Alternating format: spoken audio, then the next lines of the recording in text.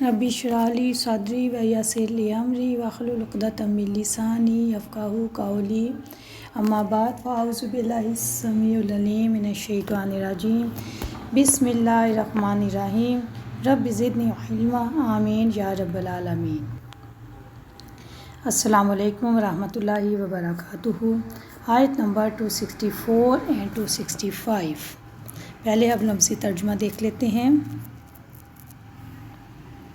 یا ایھا الذین، اے لوگو جو آمنو ایمان لائے ہو، لا تبطلوا، نہ تم ضائع کرو، صدقاتکم، صدقہ سے نکلا ہے صدقات اپنے، بالمنی، من کہتے ہیں احسان کو، ساتھ احسان کے، والازا، تکلیف کے، یہ ہم نے کل بھی پڑھا تھا۔ کالذی، اس شخص کی طرح جو ینفقو، خرچ کرتا ہے، مالہ، اپنا مال، ریا الناس، لوگوں کو دکھانے کے لیے، ریاکاری، ریا سے نکلا ہے، والا، اور نہیں، یؤمن، وہ ایمان رکھتا، باللہ، اللہ تعالیٰ پر، والیوم الآخر، اور آخرت کے دن پر، فمثلہ، پھر مثال اس کی، کمثلی، مثال جیسی ہے، صفوان، ایک چٹان کی، علیہ ترابن، اس پر کچھ مٹی ہو، فاصابہ، پھر پہنچے اس کو، وابل، زوردار بارش، فترکہ، ترک کر دیا، چھوڑ دیا، تو چھوڑ جائے اس کو، سلدہ، سخت چٹان، لا یقدرون، نہیں وہ قدرت رکھیں گے، علی شیء، کسی چیز پر، مما، اس میں سے جو کسبوا، انہوں نے کمایا، واللہ، اور اللہ تعالیٰ، لا یہدی القوم الکافرین، نہیں ہدایت دیتا کافر لوگوں کو، ومثل الذین، اور مثال ان لوگوں کی جو ینفقون، خرچ کرتے ہیں، اموالہم، مال اپنے، ابتغاء، تلاش میں، مرضات اللہ، اللہ تعالیٰ کی رضا کی، وتثبیتا، اور پختگی پیدا کرنے کے لیے، من انفسہم، اپنی جانوں میں، اپنے دلوں میں، کمثلی، مثال کی طرح ہے، جنہ، ایک باغ کی، بربوا، کسی اونچی جگہ پر ہو، اصابہا، پہنچے اسے، وابل، زور کی بارش، فاتت، تو وہ لائے، اکلہا، پھل اپنا، ضعفین، دوگنا، فإن لم، پھر اگر لم یصبھا، نہ پہنچے اسے، وابل، زور کی بارش، فطل، تو کچھ شبنم، واللہ، اور اللہ تعالیٰ، بما، ساتھ اس کے جو تعملون، تم عمل کرتے ہو، بصیر، خوب دیکھنے والا ہے۔ اے لوگو جو ایمان لائے ہو، اپنے صدقات، احسان جتلانے اور تکلیف پہنچانے سے ضائع نہ کرو، اس شخص کی طرح جو اپنا مال لوگوں کو دکھانے کے لیے خرچ کرتا ہے، اور وہ اللہ تعالیٰ اور آخرت کے دن پر ایمان نہیں رکھتا، تو اس کی مثال ایک صاف چٹان کی مثال جیسی ہے، جس پر کچھ مٹی ہو، پھر اس پر زوردار بارش پڑے تو اس کو ایک سخت چٹان چھوڑ جائے، جو انہوں نے کمایا، اس میں سے کسی چیز پر وہ قدرت نہیں رکھیں گے، اور اللہ تعالیٰ کافر لوگوں کو ہدایت نہیں دیتا۔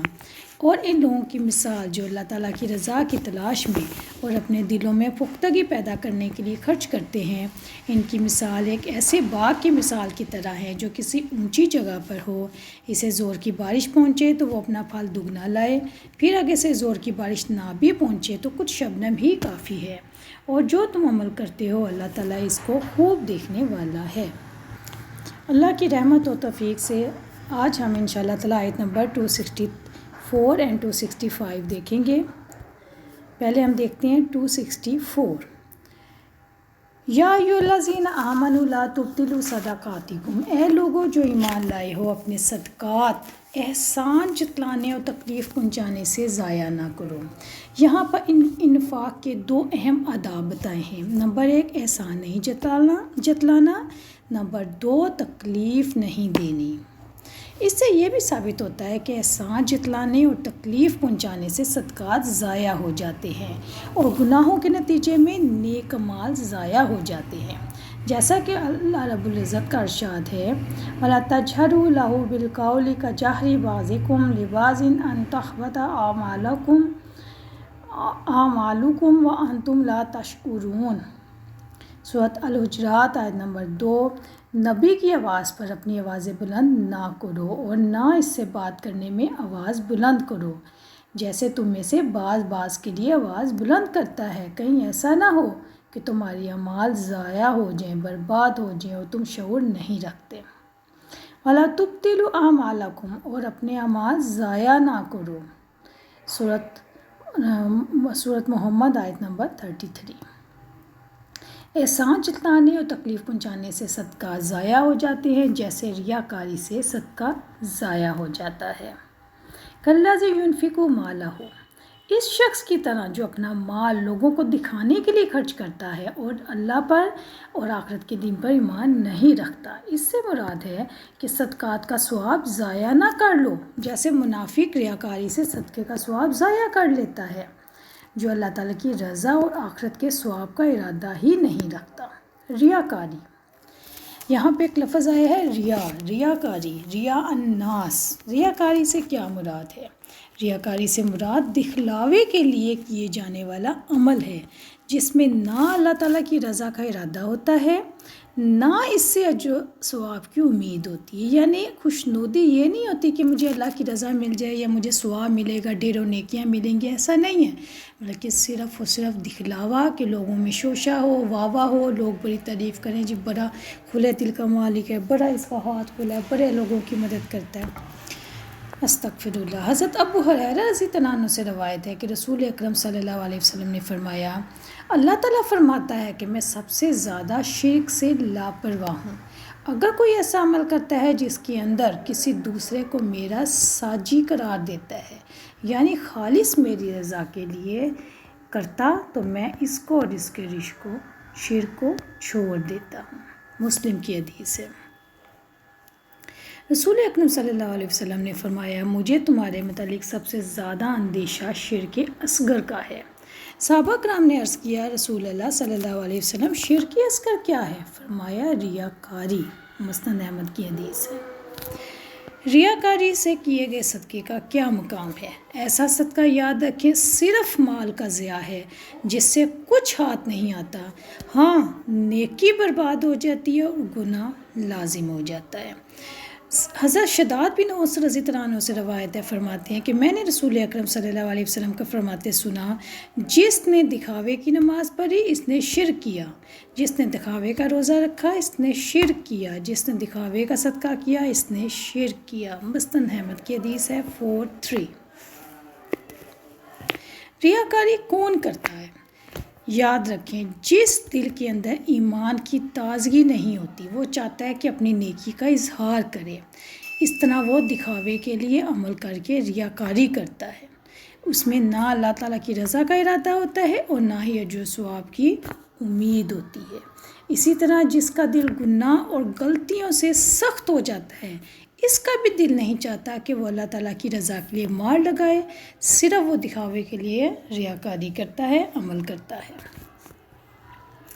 حضرت ابو ہریرہ رضی اللہ عنہ فرماتے ہیں کہ میں نے رسول اکرم صلی اللہ علیہ وسلم کو فرماتے سنا، قیامت کے دن جس کا سب سے پہلے فیصلہ کیا جائے گا وہ ایک شہید ہوگا، اس کو لایا جائے گا اور اس سے اللہ تعالیٰ کی نعمتیں جتوائی جائیں گی، وہ انہیں پہچان لے گا، تو اللہ تعالیٰ فرمائے گا، تم نے ان نعمتوں کے ہوتے ہوئے کیا عمل کیا؟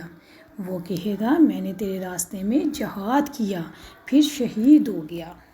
اللہ تعالیٰ فرمائے گا، تو نے جھوٹ کہا، بلکہ تو اس لیے لڑتا رہا کہ تجھے بہادر کہا جائے، اور یقیناً وہ کہا جا چکا۔ پھر حکم دیا جائے گا، اسے منہ کے بل گھسیٹ کر جہنم میں ڈال دو، یہاں تک کہ اسے جہنم میں ڈال دیا جائے گا۔ استغفر اللہ۔ دوسرا شخص وہ ہوگا جس نے علم حاصل کیا، لوگوں کو سکھایا، قرآن کریم پڑھا، اس کو لایا جائے گا اور اس کو اللہ تعالیٰ کی نعمتیں جتوائی جائیں گی، وہ انہیں پہچان لے گا۔ پھر اللہ تعالیٰ فرمائے گا، تو نے ان نعمتوں کے ہوتے ہوئے کیا عمل کیا؟ کہے گا، میں نے علم حاصل کیا، اس کے دوسروں کو سکھایا اور تیری رضا کے لیے قرآن پڑھا۔ اللہ تعالیٰ فرمائے گا، تو نے جھوٹ کہا۔ پیاری بہنوں، اللہ تعالیٰ تو دلوں کے راز جانتا ہے، اللہ تعالیٰ تو دل کی ساری خبر رکھتا ہے۔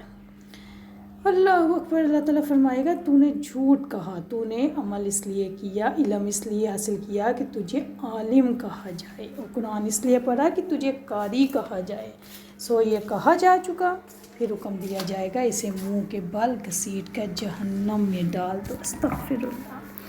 یہاں تک کہ اس کو جہنم میں ڈال دیا جائے گا۔ تیسرا وہ شخص ہوگا جس پر اللہ تعالیٰ نے وسعت کی تھی، اسے ہر قسم کا مال عطا کیا تھا، اس کو بھی لایا جائے گا، اسے بھی اللہ تعالیٰ کی نعمتیں جتوائی جائیں گی، وہ ان کو پہچان لے گا، تو اللہ تعالیٰ فرمائے گا، تو نے ان نعمتوں کے ہوتے ہوئے کیا عمل کیا؟ وہ کہے گا، میں نے تیرے ہر راستے میں جس میں مال خرچ کرنا تجھے پسند ہو، تیری رضا حاصل کرنے کے لیے مال خرچ کیا۔ اللہ تعالیٰ فرمائے گا، تو نے جھوٹ کہا، تو نے ایسا اس لیے کیا کہ تجھے سخی کہا جائے، سو وہ کہا جا چکا۔ پھر حکم ہوگا اس کو منہ کے بل گھسیٹ کے جہنم میں ڈال دو، یہاں تک کہ اس کو جہنم میں ڈال دیا جائے گا۔ صحیح مسلم حدیث نمبر 4923۔ اس کے بارے میں آگے ہم مزید دیکھتے ہیں انشاءاللہ تعالی۔ السلام علیکم ورحمۃ اللہ وبرکاتہ۔